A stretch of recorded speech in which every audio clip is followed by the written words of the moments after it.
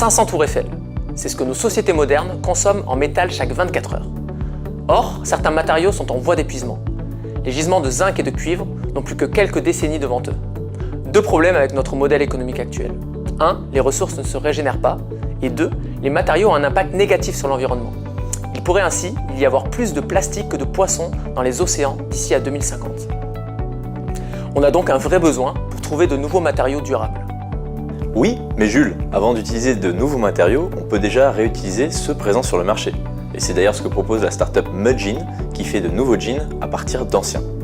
Ainsi, elle arrive à réduire considérablement la quantité de matière, d'eau et d'énergie nécessaires à la production.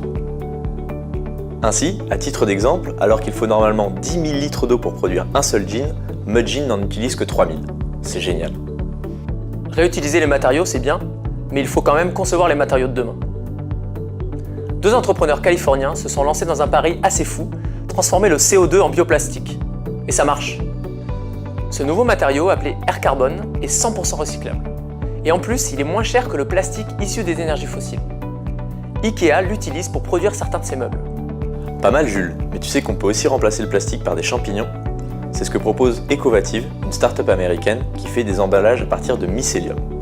Le produit est conçu en laissant pousser le champignon sur les déchets organiques.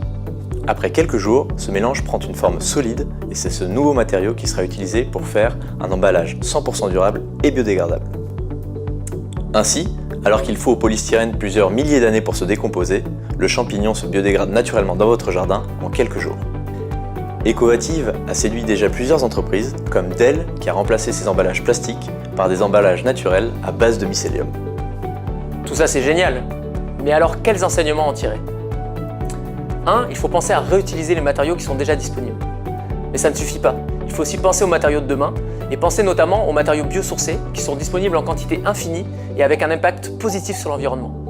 On peut finalement résumer ces deux actions à une phrase que nous a soufflé un entrepreneur californien: Clean the past, build the future.